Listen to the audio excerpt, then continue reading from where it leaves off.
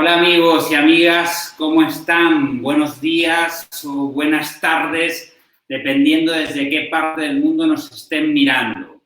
Les cuento que el día de hoy tenemos la última emisión live de este ciclo de emisiones que estamos poniendo en marcha con la Fundación Franz Weber para la campaña por comer animales. Un breve recorrido. Empezamos hace casi un mes, de los cuales hemos tocado diferentes temas, desde la política, pasando por la filosofía, el periodismo de investigación, la economía, que vamos a tocar hoy, la sociología, la veterinaria, también la salud y la nutrición. Desde todos esos puntos de vista hemos tratado de analizar en 360 grados esta cuestión de este modelo alimentario basado en la proteína animal.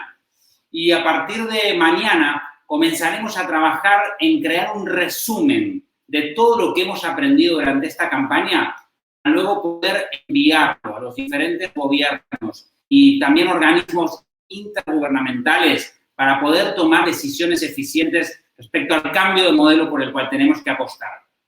El día de hoy, como les comentaba, es un día muy especial y particularmente lo es para mí, porque llevo mucho tiempo pensando que esta burbuja agropecuaria que se ha generado alrededor de los soja, maíz, con el que se engorda a los animales para luego consumirlos, hace que la demanda, digamos, no tenga sensibilidad, o mejor dicho, la producción no tenga sensibilidad por la demanda, porque ahora hay otros factores que intervienen en el negocio agropecuario.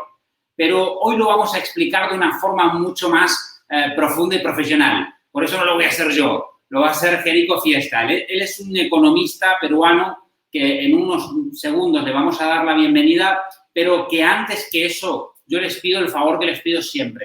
Compartan en sus redes sociales esta comunicación live que estamos teniendo, esta emisión live que estamos teniendo. Es la última del ciclo de la campaña por comer animales.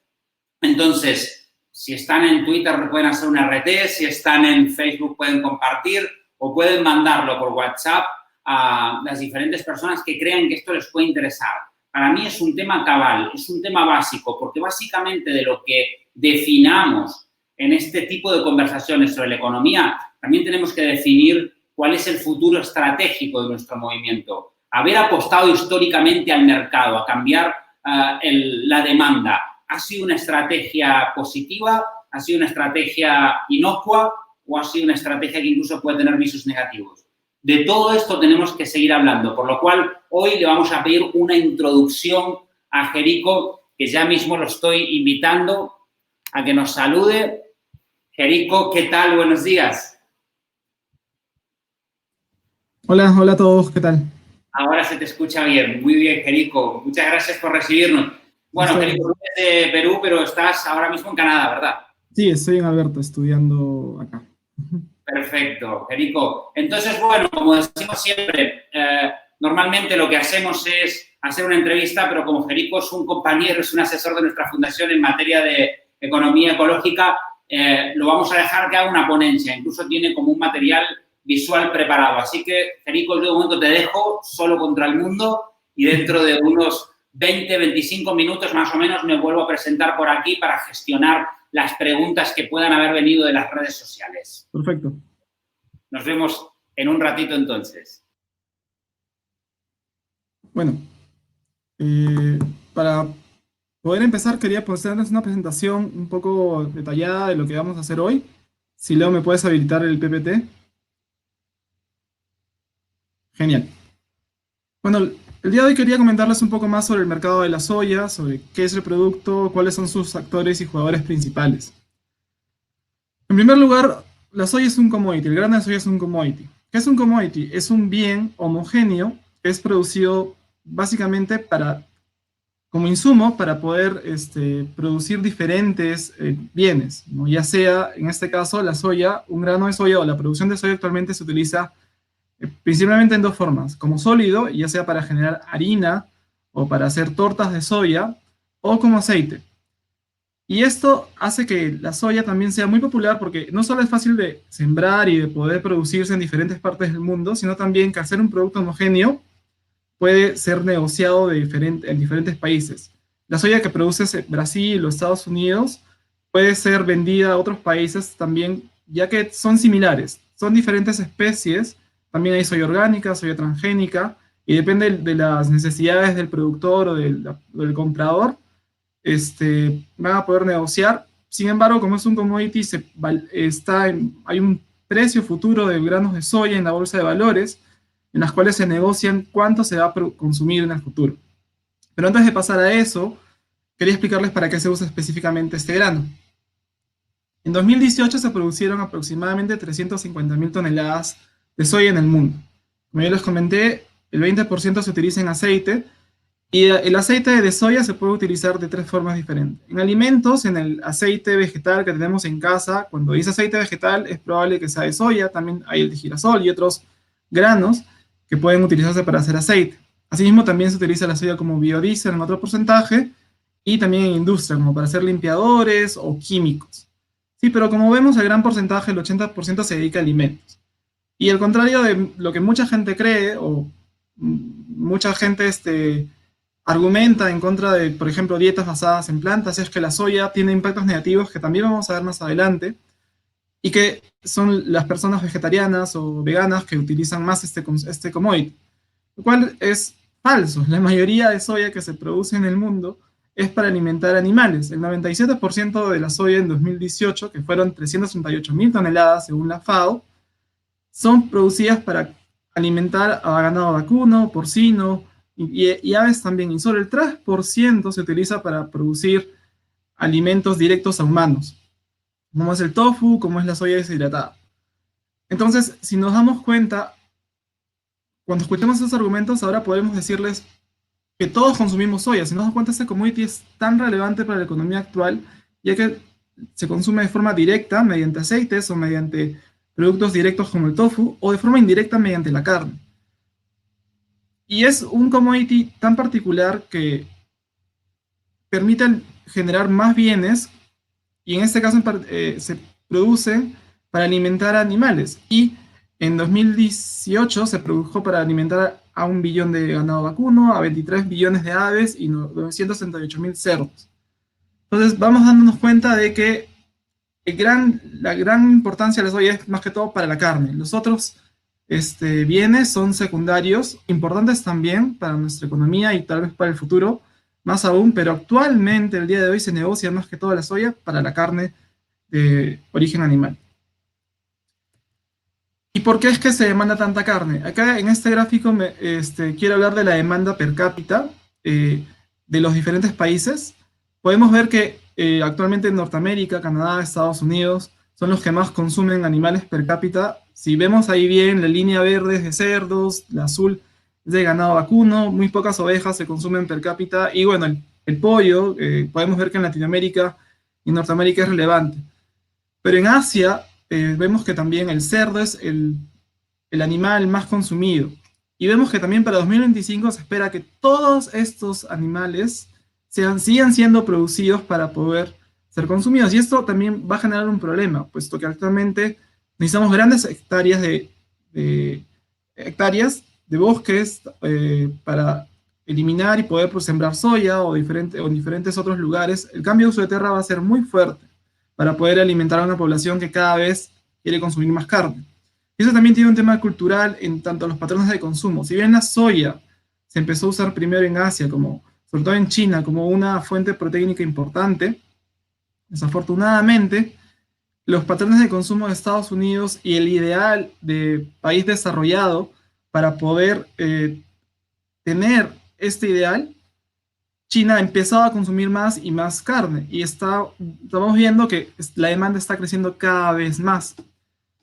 Y entonces, si bien actualmente China per cápita consume menos que Estados Unidos en diferentes animales, la producción total es el doble de los Estados Unidos en 2018. Fue el doble total de animales en Estados Unidos, si consideramos aves, cerdos y ganado vacuno. Y eso es un problema, porque si también esto sucede en otros países como Bangladesh, Nigeria o en Latinoamérica, que también, si bien Brasil y Argentina son bastante grandes consumidores de carne, ellos son los productores principales también. Pero eso significa que va a haber bastante más demanda, no solo de la soya, sino también de exportación de animales vivos o ya sacrificados. Y eso nos puede llevar a la pregunta entonces, realmente la seguridad alimentaria va a depender de qué definimos nosotros como los bienes necesarios para poder tener una buena nutrición. Y si bien las dietas basadas en plantas ya tienen cada vez más aceptación científica, sobre todo que se puede llevar una buena dieta vegana o una buena dieta basada en plantas, si se hace de forma responsable, hay muchos aspectos culturales y uno de ellos es el ideal del consumo. Ya han habido otras charlas, entiendo también, de cómo esto está, el alimento está tan dentro de nuestra cultura. Por ejemplo, en países como el mío, si no hay carne en el plato, y seguramente en el todos ustedes, no, no es un plato completo. Entonces, y eso está pasando en países en desarrollo también. Entonces ahí tenemos un problema grande. Entonces vemos que la soya es un commodity, es decir, es un producto homogéneo. Y esto es una de las condiciones de un mercado perfecto. Lo que quiero mostrarles acá es una pequeña introducción a la teoría económica sobre un mercado de competencia perfecto, en el cual tenemos la demanda, que es la línea azul, que si vemos a más demanda, mayor cantidad demandada, menor precio. Es decir, que cuando un bien es menos escaso, el precio es menor. Y vemos que la oferta, que es representada por las empresas, quiere producir más cuando el precio es más alto, ¿no? Entonces hay una relación directa. Entonces vemos en ambos lados que puede haber exceso de demanda o exceso de oferta.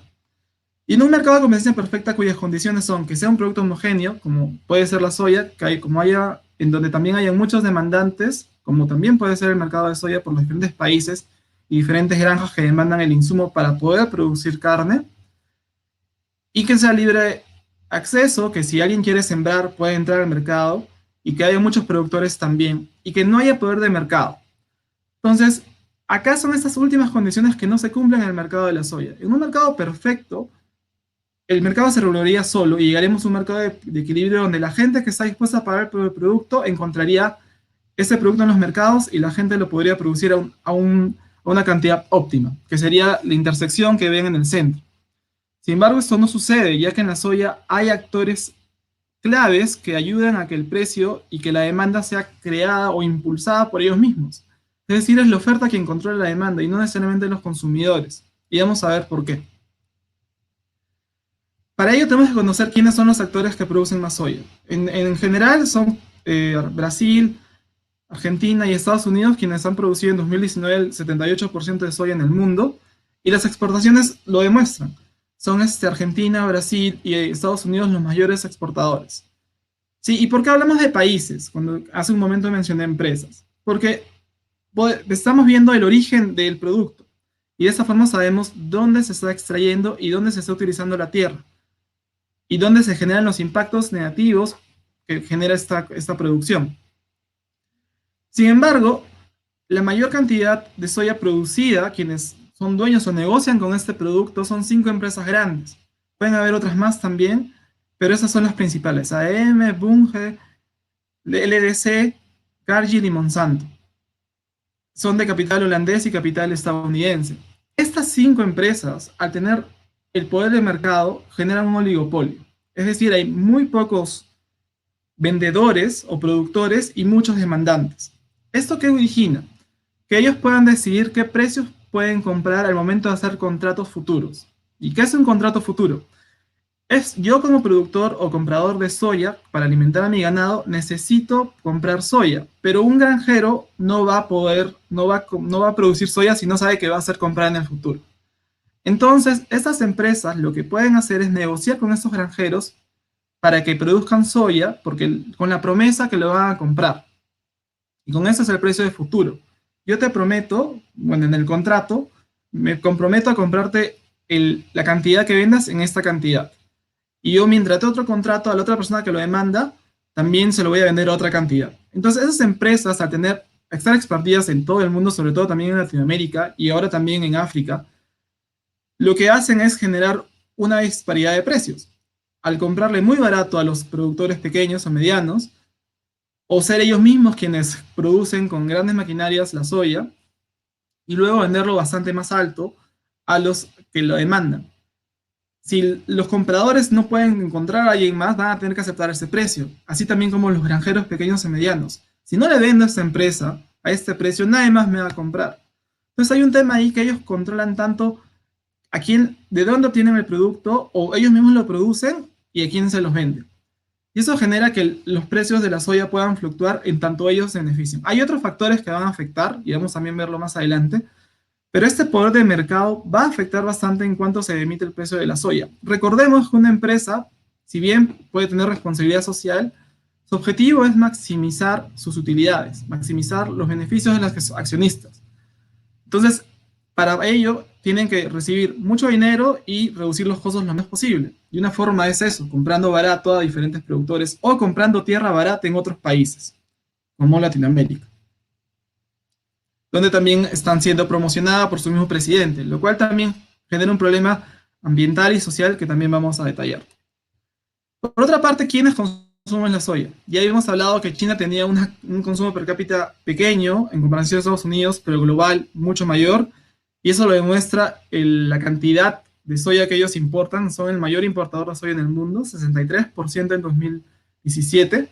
Es una cifra bastante elevada considerando que China está promoviendo este consumo. Como ya habíamos dicho, China recién ha empezado a consumir luego de poder desarrollarse. Ellos han tenido una serie de hambrunas por la cual no quieren volver a tener esa situación, y la proteína animal es una opción.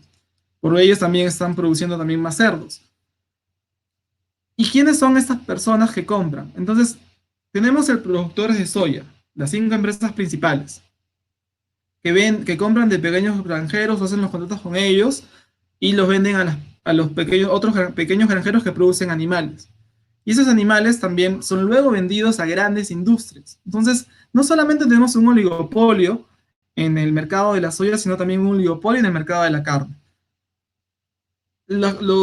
Como vemos, por ejemplo, Cargill tiene tanto la producción como de soya, también como la producción de carne animal. Y hay otras empresas grandes como Tyson, JBS, BRF, Smithfield, que en realidad se fundó en Estados Unidos y es uno de los mayores productores de cerdos en el mundo, que luego fue adquirido por capital chino para poder incrementar la oferta de este producto, dada la creciente demanda en su país. Y eso también, hay un gran poder de mercado en el mercado de carne. Entonces tenemos 2 oligopolios que coluden para poder tener un precio en el cual ellos puedan tener la mayor cantidad de beneficios. Pero esto no sería posible sin la ayuda de la población, en el aspecto que si seguimos considerando que la proteína vegetal es esencial en nuestra vida, la soya y la carne van a tener que estar en nuestros platos todos los días. Y esto va a hacer que ellos puedan seguir manipulando los precios y seguir ejerciendo este poder de negociación frente a los pequeños y medianos productores, tanto de carne como de soya. Y esto origina que se vea como un país, si vemos que la gente desea consumir carne o la empresa me dice que quieren consumir carne, estos productos van a estar en todo. Y la soya no solo está en la carne, como ya hemos visto anteriormente, está en varios otros productos que consumimos. Esta es otra imagen también, tal vez para verlo más visual. La soya sólida se divide en harina y poroto, y el aceite, como ya lo hemos dicho. Entonces vemos cómo es que China es el mayor importador. Y lo demuestra su uso doméstico. Son los que más utilizan la soya en el mundo. 72 millones de toneladas en 2014, si no me equivoco es esta cifra. Se supera bastante más a Estados Unidos y a la Unión Europea, casi el doble. Un poco menos del doble nada más. Entonces vemos que también este uso es concentrado por los intereses de China. Entonces, no tenemos que dejar de lado que la demanda de este país es sumamente relevante y lo va a seguir siendo relevante en el futuro para cómo fluctúan los precios. Como ya hemos visto también anteriormente, hay 2 oligopolios, tanto en el mercado de la carne como en el mercado de la soya. Y eso también se logra dado la integración vertical. Y es acá donde es el poder de mercado se nota más. Una estrategia empresarial es poder integrarse verticalmente. Si yo solo produzco carne o tengo los animales, si con bien adquiero la empresa que genera la harina de soya, o también aquellos que producen la soya, y también luego yo me encargo de hacer el sacrificio, de procesarlo y de venderlo, tengo un mayor poder de mercado todavía porque redujo costos. Y si además también me apropio de todos los demás, empresas pequeñas de carne para que produzcan para mí, genera un poder de mercado gigante. Y así es que se generan los oligopolios. Y de esta forma, no solamente generan mayor poder de mercado, sino también pueden influenciar el precio final del consumidor. En esta pequeña, en este gráfico quería mostrarles cómo ha fluctuado el precio de la soya desde 2007 hasta 2019. Vemos que, por ejemplo, en 2009 en la crisis bajó también como por el tema de la crisis, luego se elevó de nuevo también hasta llegar a casi $18 por tonelada de soya. Y luego ha empezado también a disminuir un poco. Y esto también se ve en el interés de las personas, pero también de las empresas que producen y manejan la distribución del bien. Pero vemos que también pueden haber otros factores que influencian a esta incertidumbre. Y acá también podemos hablar sobre asimetrías de información. Hay empresas, sobre todo las grandes, que tienen información privilegiada frente a las pequeñas. Y esto va a poder utilizarse para poder generar contratos a futuro a su favor y tener un mayor poder de negociación. Ellos van a decidir a qué precio vender o a qué precio comprar los diferentes insumos. Y esto pone en desventaja sobre todo a los pequeños productores.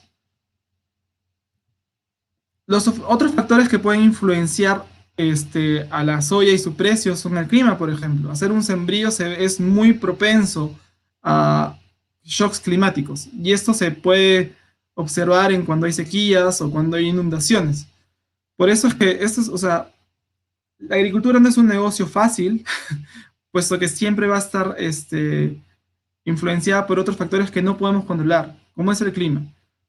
Otro es la tecnología. Si mejoramos el almacenamiento de la soya, actualmente se puede almacenar de forma adecuada por 2-3 años. Si mejoramos el almacenamiento o la producción o la eficiencia para poder tener mayor tonelaje por cada hectárea, se va a poder producir más. Y como habíamos visto anteriormente, a más producción, el precio debería bajar. Pero si es que hay un oligopolio que controla la cantidad que se vende al mercado, la cantidad producida no necesariamente va a ser la de equilibrio, la ideal. Ellos, al producir menos o según lo que vean conveniente, van a poder manejar el precio. Y otro factor importante son las políticas.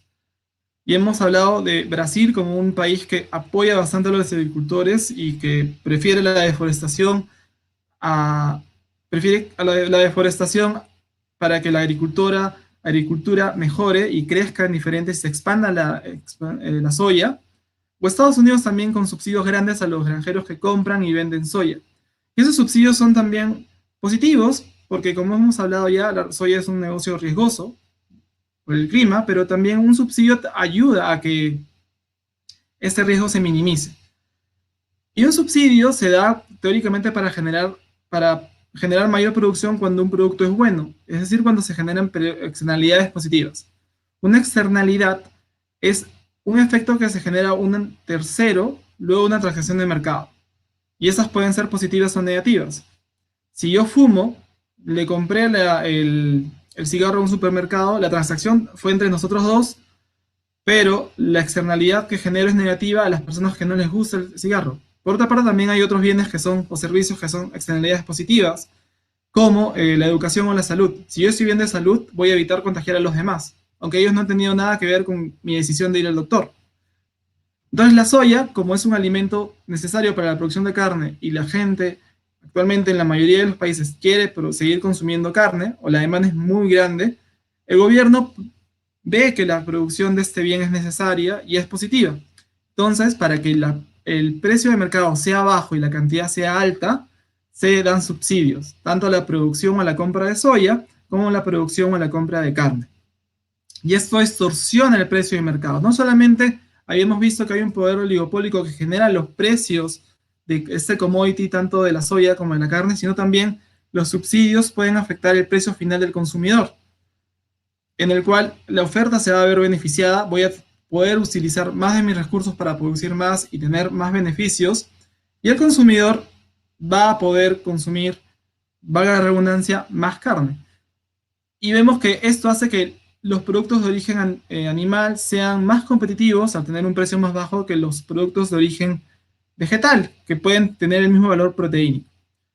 Entonces ya hemos visto que hay varios factores que pueden influenciar que el precio que yo voy a encontrar en el mercado no es realmente el que debería ser, porque no, si bien podemos considerar que el consumo de soya o de carne tiene externalidades positivas, tiene también otras externalidades negativas, que vamos a detallar en un momento. Y otro factor que quería también hablar un poco a detalle hoy era sobre la incertidumbre que genera el coronavirus en el mercado de soya y en el mercado de carne. Una primera impresión que se está dando es la compra por pánico. Mucha gente está acumulando bienes sin pensar bien si debería hacerlo por meses o semanas, y eso genera una ilusión de demanda. Pero también estamos viendo que la demanda en general está cayendo. Y eso está generando, como hemos visto, si el bien es escaso, el precio va a subir. Pero si el bien es abundante y la demanda es baja, dado que ahora los restaurantes han cerrado, la leche, por ejemplo, u otros animales ya no están siendo tan demandados como antes. Pero como la producción es a futuro, es decir, yo crío animales para venderlos en cierto periodo de tiempo o produzco soya para venderlo en el futuro, hay una gran cantidad que no se va a poder almacenar. Y un caso de ellos es la leche fresca. En diferentes países, como en Estados Unidos o Canadá, los productores tienen que botar su leche para que el precio no siga bajando más. Y ahora están pensando que va a tener que pasar lo mismo con cerdos y ganado eh, de aves o ganado vacuno, puesto que no tienen a quién venderlo. Y tener animal vivo también es un costo, porque tienes que seguir alimentando. Y si bien el precio de la soya está disminuyendo también por su baja de la demanda, si es que yo compro barato, pero no puedo vender mi producto, no está siendo un negocio rentable. Entonces, una acción muy común es desechar los, estos bienes, en lugar de tal vez donarlos a instituciones o personas que lo necesitan. Y eso es porque la empresa tiene que pensar como está una, o siguiendo el paradigma de maximizar beneficios. Entonces, si bien esta es una práctica normal, que estoy seguro a ningún empresario le gustaría hacer, podemos calificar como que moralmente puede ser cuestionable. Y otro tema importante también es la producción de carne. No solamente por el tema de que la gente está vendiendo menos carne, o hay compras de pánico que luego hacen que la cantidad baje, sino también la oferta de carne podría bajar, dado que muchas plantas de producción de carne, como las de Cargill en Canadá, están cerrando, dado que hay bastantes nuevos infectados, incluso también muertos, dado que las condiciones de esos trabajadores siempre estar cerca de uno al otro. Y también hay casos en los que se explican que no reciben equipo de protección personal. Entonces, toda esa incertidumbre del coronavirus va a depender en cuánto se maneja la pandemia. Y bueno, hay proyecciones de una vacuna en un año o tal vez menos, pero el mercado de carne se va a bajar. Ahora, si bien eso puede ser una buena noticia para aquellos que pensamos que la proteína animal no es necesaria, esto ha pasado antes también, por ejemplo, en la crisis de 2009. En España la gente, como la carne empezó a bajar o era tan escasa, y eso hace que el precio también suba, empezó a tener una dieta mm, más cercana a la mediterránea tradicional, comiendo más pescado o carnes blancas. Y esto hizo que luego, pero cuando la economía volvió a mejorar, hizo que el consumo de carne volviera tal vez al periodo previo a la crisis. Entonces, no solamente va a depender de los factores de mercado, sino también de las decisiones de los consumidores frente a estas nuevas producciones.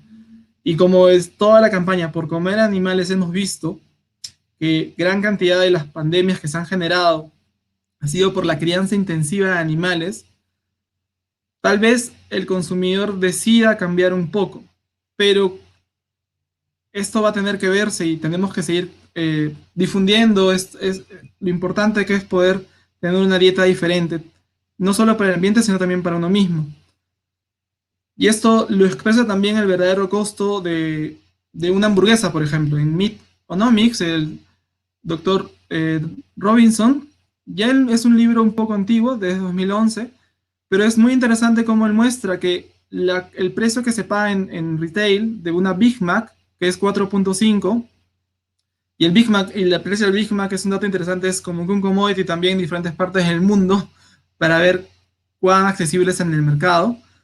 En lugar de 4.5 debería ser dólares. Es un precio bastante más alto, puesto que la carne actualmente no solamente está subsidiada, sino no considera los impactos ambientales, los impactos de la salud y los impactos en la crueldad animal. Y este término de crueldad animal, si bien puede ser debatible, el valor se obtiene haciendo encuestas a personas sobre cuál es su disposición a pagar para que el animal sea mejor tratado o tenga bienestar animal, que también es una tendencia actualmente de que hay personas que están dispuestas a pagar más si es que tengo una etiqueta libre de crueldad, por ejemplo, o que ha sido criado en libertad.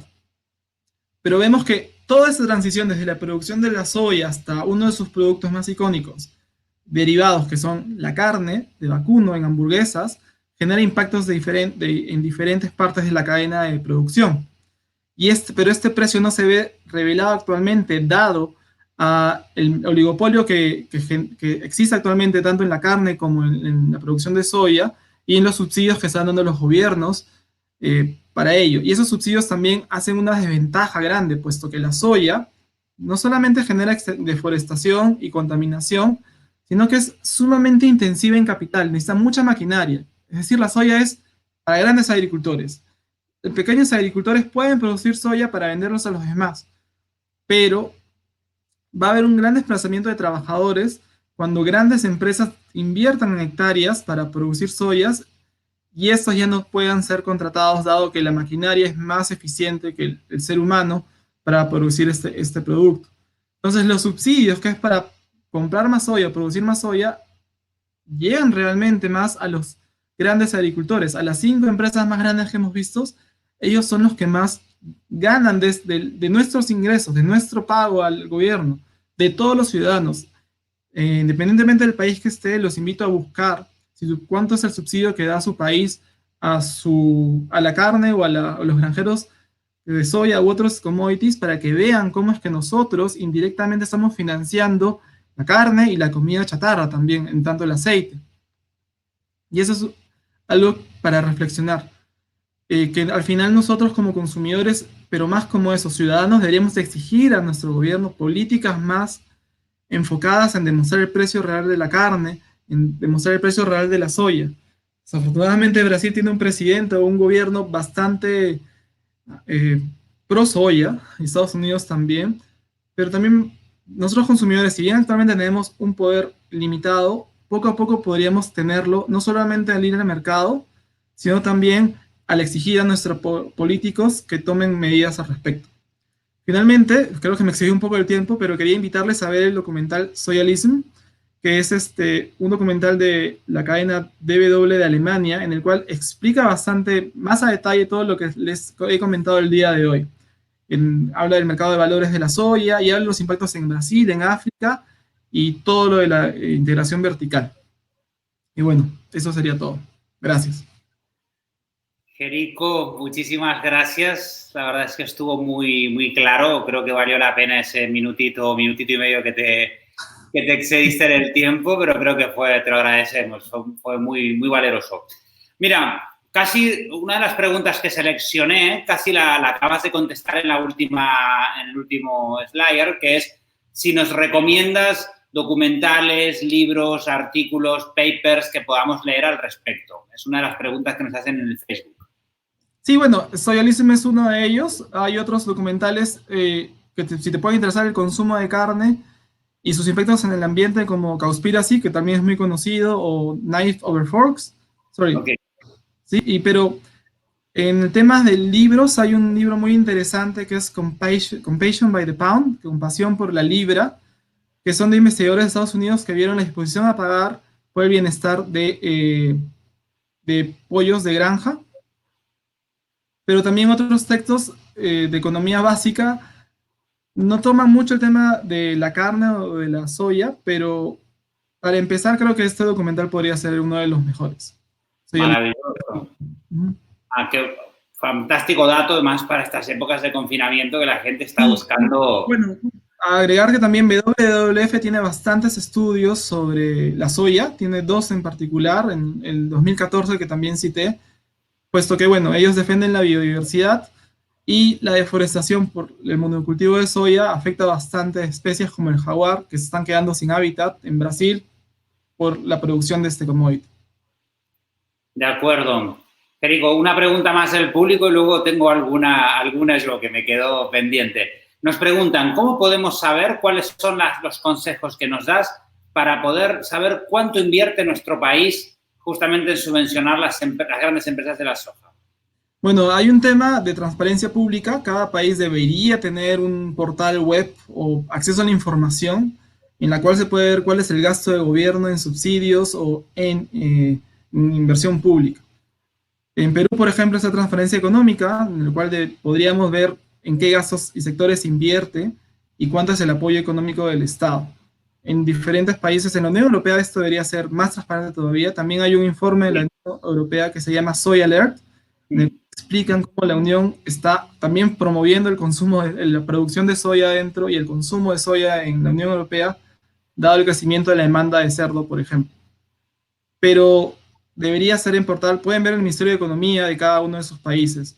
Si les interesa el consumo de carne en su país, la OSD tiene un portal muy interactivo para poder conocer cuánto consumen per cápita o en general. De 2007 creo que está la información disponible en la mayoría. Y también está FAO-Stat para ver cuánta soya se produce en cada uno de esos países. Esas son tres ideas que les daría para poder buscarlo. Federico, perfecto. Y antes de despedirte, nada, simplemente una aclaración que es importante. Al final, sobre todo, hacías mucho hincapié en esto. Decías, por un lado, como consumidores, tenemos que tomar una serie de decisiones, pero por otro lado, parece ser que eso no es suficiente. Sí o sí tenemos que presionar a los gobiernos porque no hay tanta sensibilidad en la producción cárnica como creemos que la puede llegar a haber dependiendo de nuestra demanda. ¿Esto es así? Sí, de acuerdo. Como por ejemplo en el caso de la leche se va a seguir produciendo por un buen tiempo hasta que la gente, por una parte, deja de consumir y vemos ya el boom de las bebidas vegetales poco a poco, pero si siguen teniendo subsidios, el productor no va a tener un incentivo para poder dejar de producir, dado que voy a tener el mismo beneficio. Y estos subsidios apoyan a que el precio que él recibe, si bien en el mercado puede ser diferente, él va a recibir un ingreso que le va a permitir seguir a flote. Ahora, también hay que pensar que si bien la soya es intensiva en maquinaria, la ganadería intensiva también lo es. Se está haciendo cada vez más significada. Entonces, hay un argumento importante que no debemos dejar de lado, que es cuando las granjas productoras de animales dejen de existir, van a perderse muchos empleos. Y eso va a pasar en cualquier tipo de transición. Y es el estado donde esos subsidios podrían apoyar a generar otras actividades para que estos granjeros, que si bien también tienen un arraigo tradicional muy importante, puedan tener un estilo de vida similar al que tenían. Y esto de apoyo debería ser al pequeño agricultor, no a las grandes empresas. Que también, bueno, tienen ya un lobby importante, ¿no? Por eso digo que si bien nuestra decisión va a afectar tal vez un poco en dar una señal que el mercado está cambiando, si la política pública no hace un cambio radical, pero la producción no va a cambiar mucho. De acuerdo, Federico. Por eso planteamos en la campaña de transición proteica que estamos llevando adelante, lo que planteamos es que la transición proteica es un pacto social, un nuevo pacto social por el alimento generado entre el sector público, el sector privado y la sociedad civil como tercer eslabón imprescindible. Y en la línea de lo que decías, quizá tenemos que plantearnos que las estrategias que hemos seguido hasta ahora, que estaban 100% basadas en mercado, no son suficientes. No son descartables, pero no son suficientes. Y es un poco donde tenemos que avanzar de otra manera. De acuerdo, de acuerdo. No, el mercado va a responder, pero el gobierno también tiene que hacerlo. Y eso va a depender de cómo actuemos como ciudadanos frente a ello. Y también cuánta inversión en tecnología se dé. Por ejemplo, si bien una opción, con eso ya acabo, una opción a la carne animal es la proteína vegetal, la carne de laboratorio o in vitro también podría ser una opción a futuro. Y eso siempre me dicen, pero es muy cara todavía y es muy poco accesible.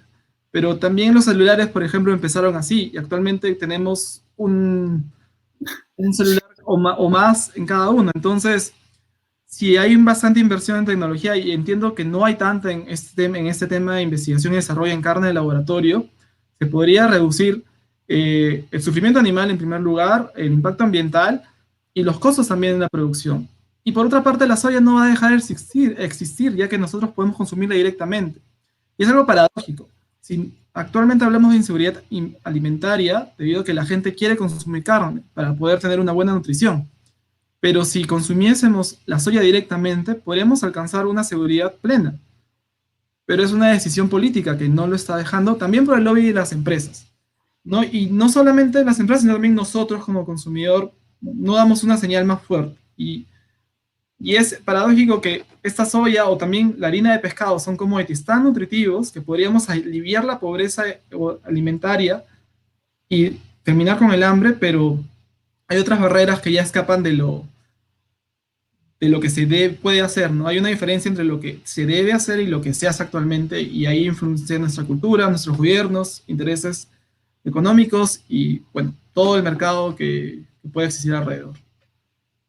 De acuerdo, Federico, de acuerdo, plenamente de acuerdo. Muchísimas gracias por esto. Creo que queda mucho por decir. A ver si podemos organizar algunas intervenciones más o publicar para la gente algunos artículos, porque, bueno, esto nos viene muy nuevo. No estamos acostumbrados a pensar de esta manera. Pensamos como nos educaron con los libros de economía de los 80, que si baja la demanda de algo, baja la producción. Bueno, en este caso no funciona así. No es tan directo. Claro, es el ideal, pero no... Pero no, ya no funciona así, claro. No, es que, lo interesante es que nunca funcionó así. O sea, para que haya un mercado perfecto, tienes que tener muchos compradores y muchos vendedores. Y la mayoría de commodities o bienes importantes se concentran en pocas corporaciones. De acuerdo. No es tan sencillo ahora encontrar un mercado perfecto donde el equilibrio o la mano invisible que muchos neoliberales argumentan va a regular el precio. O sea, nosotros como consumidores podemos tener un impacto, pero no es tanto como sería un mercado ideal. No, totalmente de acuerdo. Y además que hace algunos años se fabricaba lo que se consumía y ahora se fabrica lo que conviene. Totalmente distinto. Sí, es otro paradigma.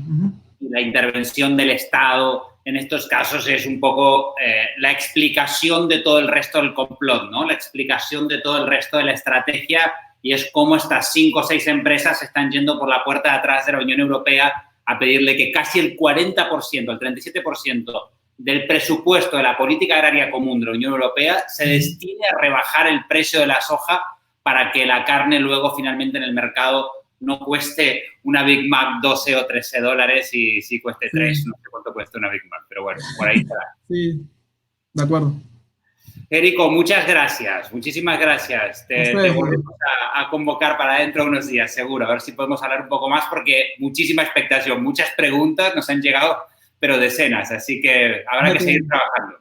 Listo, gracias y ojalá puedan ver el Soyalism. Chao. Gracias a ti. Un abrazo. Gracias, Federico. Bueno, gente, como les habíamos prometido, Federico nos trajo un discurso que no tenemos costumbre de escuchar. Es un discurso que nos viene a decir que aquellas estrategias históricas que hemos seguido apostando al mercado, diciendo a la gente no consuma esto otro, como una forma de creer que detrás de esas estrategias habría un deceso en la producción o bien habría algún tipo de impacto para la reducción de esa producción, pues probablemente no sea tan así. Las razones por las que dejamos de comer animales son razones morales, son razones éticas, pero en un sentido estratégico no han tenido el funcionamiento que esperábamos. La propuesta que hacemos justamente con la campaña de transición proteica es replantearnos esa cuestión, es revisar esas estrategias históricas, asumir que probablemente hemos cometido no un error, pero sí probablemente nos hemos distraído durante un tiempo desarrollando estrategias que no tenían resultado y ahora tenemos que replantearnos todo.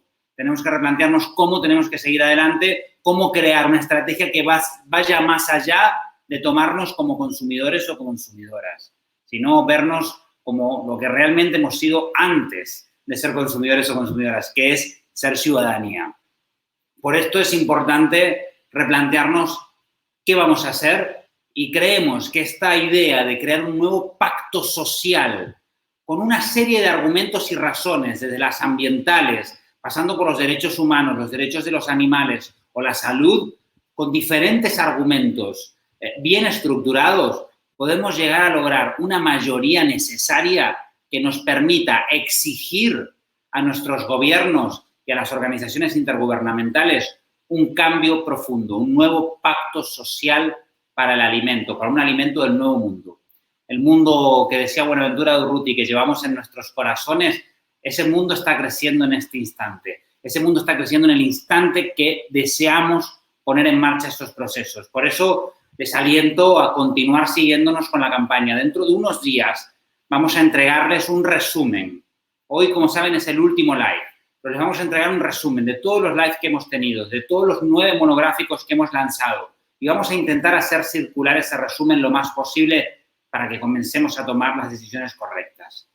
Les mandamos un gran abrazo, les agradecemos habernos seguido durante todos estos días, todo el mes de abril. Sé que hemos sido muy pesados, hemos generado documentación y hemos generado live prácticamente cada día, pero bueno, muchas y muchos de ustedes estuvieron allí y se los queremos agradecer porque si no, todo esto que hacemos no tendría sentido. Nos vemos en breve con el resumen de la campaña por comer animales y nos veremos en breve también con el lanzamiento de la campaña de transición proteica. Quedan poquitos días y probablemente les vayamos a necesitar mucho. Hasta pronto. Gracias.